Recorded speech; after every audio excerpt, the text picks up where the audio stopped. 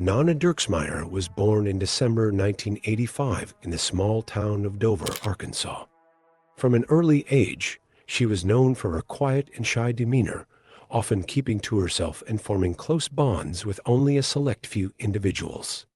Despite her reserved nature, Nona possessed a remarkable talent for music, particularly singing, which would become a defining aspect of her life.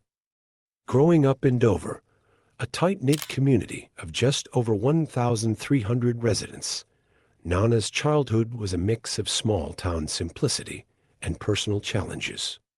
Her biological father, whose name has been withheld from public records to protect the family's privacy, was a troubled individual who subjected Nona to sexual abuse during her early years.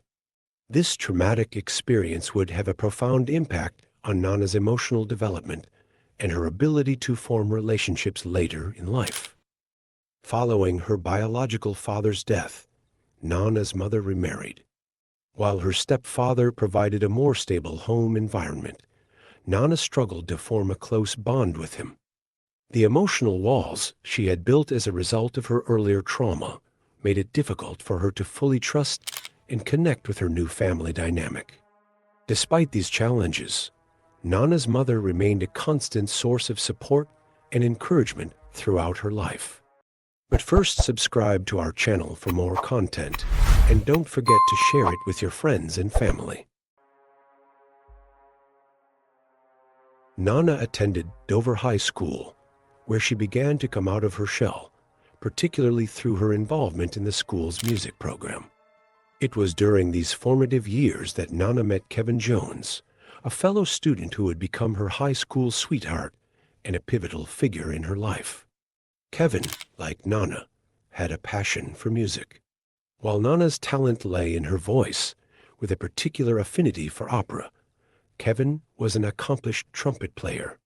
Their shared love of music formed the foundation of their relationship, providing a common ground that allowed Nona to slowly lower her emotional defenses. As their relationship deepened, Nona made the difficult decision to confide in Kevin about the abuse she had suffered at the hands of her biological father. This act of trust brought them even closer together, with Kevin becoming not just a boyfriend, but also a confidant and source of emotional support for Nona. Throughout high school, Nona and Kevin's relationship flourished. They were often seen together at school events, music recitals, and local gatherings. Their friends and families noted the positive influence they had on each other, with Nona becoming more outgoing and Kevin developing a deeper sense of empathy and understanding. After graduating from Dover High School, Nona and Kevin faced a significant challenge in their relationship. They had decided to attend different universities, a choice that would test the strength of their bond. Nona enrolled at Arkansas Tech University in Russellville, about 20 miles from her hometown of Dover. She chose to major in music with a focus on vocal performance, hoping to nurture her talent and passion for opera. Kevin, on the other hand, pursued his education at a different institution, the details of which have not been widely publicized to protect his privacy following the events that would unfold. Despite the physical distance between them, Nona and Kevin were determined to maintain their relationship. Nona's college life in Russellville marked a new chapter in her personal growth.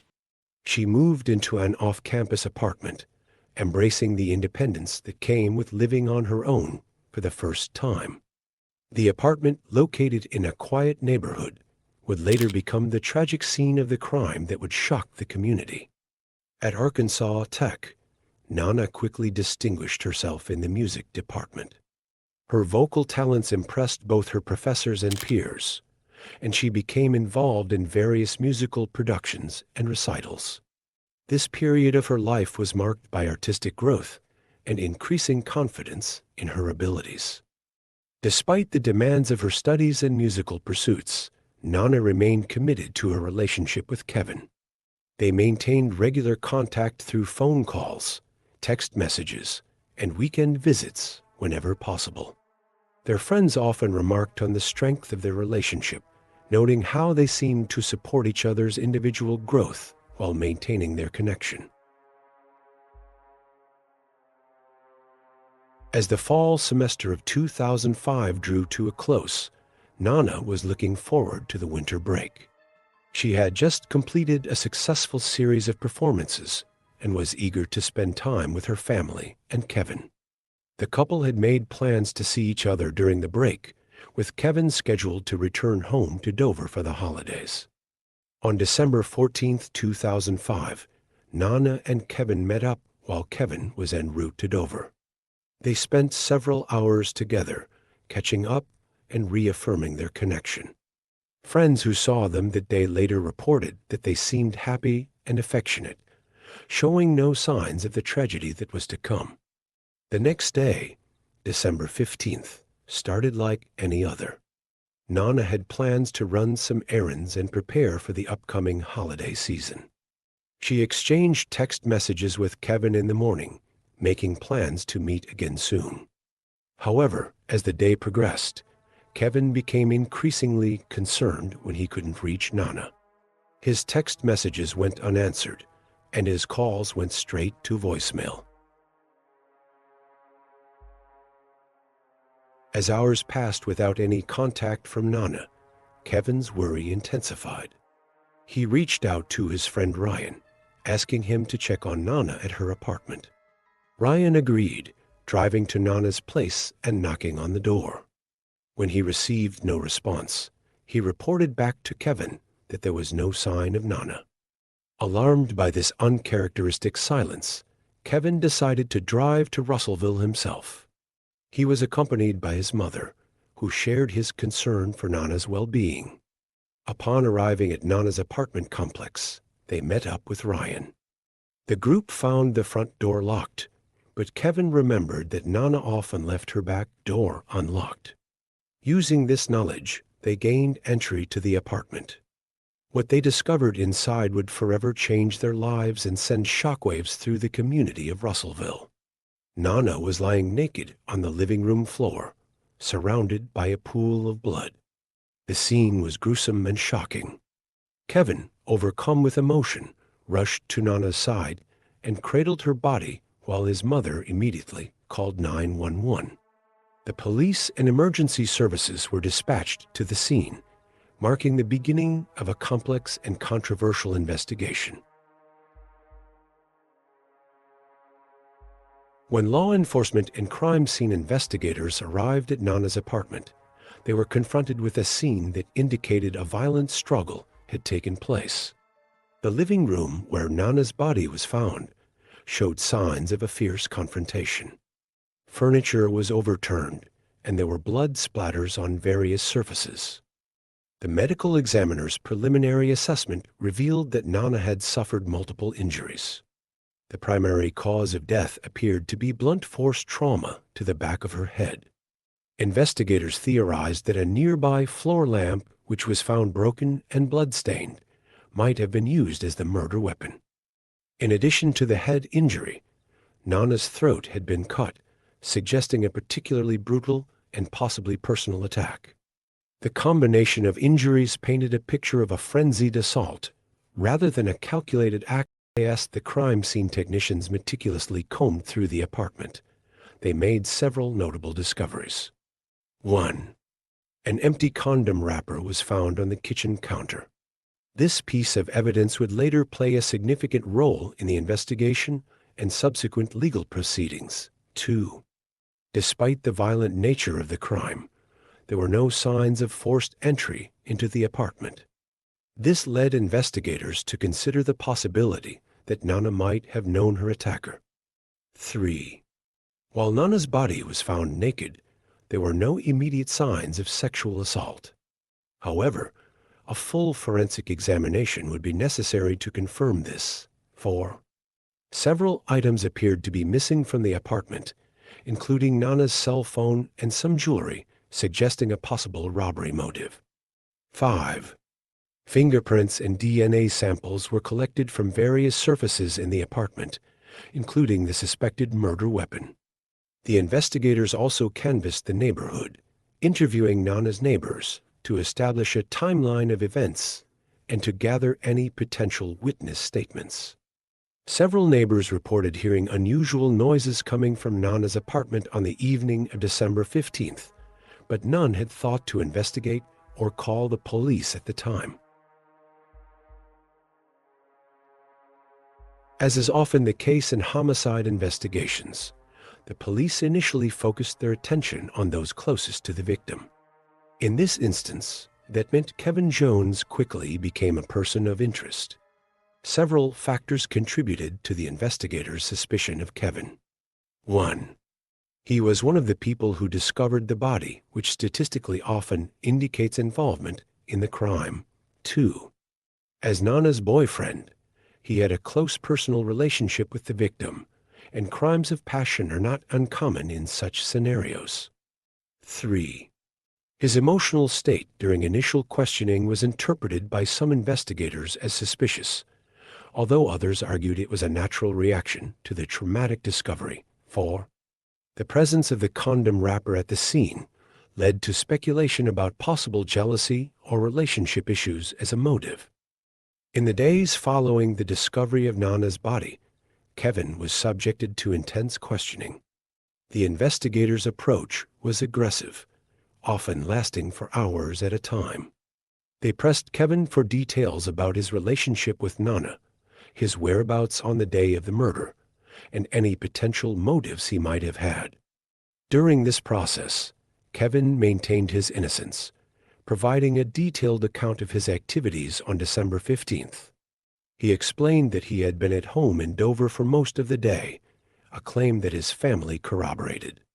However, the investigators seemed skeptical of his alibi, pointing out that the relatively short distance between Dover and Russellville meant he could have made the trip without his family's knowledge. In a controversial move, the investigators decided to administer a polygraph test to Kevin. The results of this test were deemed inconclusive, which the investigators interpreted as a sign of deception. They used this, along with what they perceived as inconsistencies in Kevin's statements, to increase the pressure on him to confess. Despite the intense scrutiny and psychological pressure, Kevin consistently maintained his innocence. He expressed his love for Nona and his devastation at her loss, insisting that he could never have harmed her. On March 31, 2006, after months of investigation and mounting pressure from the community for a resolution, Kevin Jones was arrested and charged with the first-degree murder of Nona Dirksmeyer. The arrest sent shockwaves through Dover and Russellville, dividing opinion among those who knew the couple. The prosecution's case against Kevin was largely circumstantial. They argued that he had the opportunity to commit the crime, given the relatively short distance between Dover and Russellville. They also pointed to what they claimed were inconsistencies in his alibi and his behavior during questioning. Kevin's family stood firmly behind him, insisting on his innocence and criticizing what they saw as a rush to judgment by the investigators. They hired a defense team committed to proving Kevin's innocence and exposing what they believed were flaws in the investigation. The trial of Kevin Jones for the murder of Nona Dirksmeyer began in 2007, attracting significant media attention both locally and nationally. The courtroom was often packed with spectators, including family and friends of both Nona and Kevin, as well as curious members of the public. The prosecution's strategy centered around painting Kevin as a jealous boyfriend who had snapped upon discovering evidence of Nona's potential infidelity. Their key arguments included: 1. The presence of the condom wrapper at the scene, which they suggested had triggered Kevin's violent reaction. 2. A timeline that they claimed allowed Kevin enough time to drive from Dover to Russellville, commit the murder, and return home without his family noticing his absence. 3. Kevin's emotional state and behavior during questioning, which they characterized as suspicious and indicative of guilt. 4. The inconclusive results of the polygraph test, which they presented as further evidence of Kevin's deception. 5. Testimony from acquaintances who claimed to have observed tensions in Nona and Kevin's relationship in the weeks leading up to the murder. The prosecution also brought in forensic experts who testified about the nature of Nona's injuries and the likely sequence of events during the attack. They argued that the brutality of the crime suggested a personal motive, reinforcing their theory of a crime of passion. Kevin's defense team mounted a vigorous challenge to the prosecution's case. Their strategy focused on highlighting the lack of physical evidence linking Kevin to the crime scene and exposing what they saw as flaws in the investigation.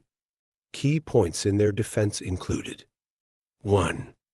Emphasizing the absence of Kevin's DNA or fingerprints at the crime scene, despite the violent nature of the attack. 2. Challenging the prosecution's timeline, arguing that it was virtually impossible for Kevin to have committed the crime in the narrow window of time available. 3. Presenting character witnesses who testified to Kevin's gentle nature and his loving relationship with Nona. 4. Criticizing the investigators' focus on Kevin, arguing that they had developed tunnel vision and failed to pursue other potential leads. 5. Questioning the reliability of the polygraph test and the manner in which Kevin was interrogated, the defense also introduced evidence suggesting that other individuals, including Nona's neighbors, had not been adequately investigated. They pointed to reports of a suspicious person seen near Nona's apartment in the days leading up to the murder, arguing that the police had failed to follow up on this lead. Both the prosecution and defense called upon various expert witnesses to support their respective cases. Forensic specialists testified about the blood spatter patterns found at the scene, the nature of Nona's injuries, and the potential murder weapon. DNA experts discussed the samples collected from the crime scene, including the crucial evidence found on the condom wrapper. Psychologists were also called to testify about Kevin's emotional state following the discovery of Nona's body and during subsequent questioning. The defense used this testimony to argue that Kevin's behavior was consistent with genuine grief and shock rather than guilt. In their closing arguments, the prosecution reiterated their theory of a crime of passion, urging the jury to consider the circumstantial evidence as a whole. They painted a picture of Kevin as a jealous boyfriend who had lost control. The defense, in turn, emphasized the lack of physical evidence linking Kevin to the crime. They reminded the jury of the principle of beyond reasonable doubt, arguing that the prosecution had failed to meet this standard. After several days of deliberation, the jury returned with their verdict. In a decision that stunned many observers, Kevin Jones was found not guilty of the first-degree murder of Nona Dirksmeyer.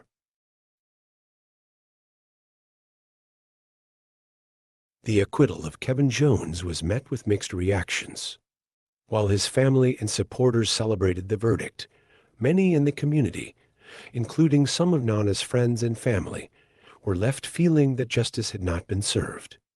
Kevin, though legally cleared, found that the stigma of having been accused of such a heinous crime lingered. He faced challenges reintegrating into the community and rebuilding his life. The emotional toll of losing Nona, combined with the stress of the trial, had a lasting impact on his mental health and personal relationships. For the Dirksmeyer family, the not guilty verdict was a devastating blow. They were left without closure, their grief compounded by the feeling that Nona's killer was still at large. The case remained open, but with the primary suspect acquitted, there was a sense that the investigation had hit a dead end. As the community grappled with the outcome of Kevin's trial, attention began to shift to another potential suspect, Gary Dunn, Nona's neighbor. Dunn had not featured prominently in the initial investigation, but new information began to emerge that cast him in a suspicious light. Several witnesses came forward with reports of having seen Dunn behaving oddly in the vicinity of Nona's apartment in the days leading up to the murder. Some claimed to have observed him standing outside her windows on multiple occasions, seemingly watching the apartment. The case took a dramatic turn when investigators, reviewing evidence that had been collected but not fully analyzed during the initial investigation, made a crucial discovery. DNA found on the condom wrapper at the crime scene was found to match Gary Dunn. This new evidence led to Dunn's arrest and subsequent charge for the first-degree murder of Nona Dirksmeyer. The arrest brought a mix of emotions to the community. While many were relieved that a new suspect had been identified, others questioned why this evidence hadn't been properly examined earlier. As details about Gary Dunn's background came to light, a troubling picture emerged. He had a history of voyeurism and had previously been accused of stalking women in the area. This information, combined with the witness reports of his behavior around Nona's apartment, seemed to support the theory of his involvement in the crime. Gary Dunn faced 2 separate trials for the murder of Nona Dirksmeyer. The prosecution presented a case based on the DNA evidence, witness testimonies about Dunn's suspicious behavior, and his history of inappropriate conduct towards women. However, both trials ended in mistrials due to hung juries. In each case, the jury was unable to reach a unanimous verdict, with some jurors unconvinced that the evidence proved Dunn's. In 2018, Gary Dunn was arrested for attempted kidnapping of 2 women in separate incidents. These crimes were unrelated to the Dirksmeyer case, but raised further suspicions about Dunn's character and potential involvement in Nona's murder. Dunn pleaded no contest to these charges and was sentenced to 15 years in prison. To this day, the murder of Nona Dirksmeyer remains officially unsolved. The community of Russellville remains divided on the identity of her killer. Some believe in Kevin's innocence and suspect Gary Dunn, while others remain convinced of Kevin's involvement, despite his acquittal. The case serves as a stark reminder of the dangers of tunnel vision in criminal investigations. It highlights the critical importance of thorough, unbiased evidence collection and analysis in ensuring justice is served. The Dirksmeyer family, Kevin Jones, and the entire community continue to seek closure and justice for Nona, hoping that one day the true perpetrator will be identified and held accountable for this tragic crime.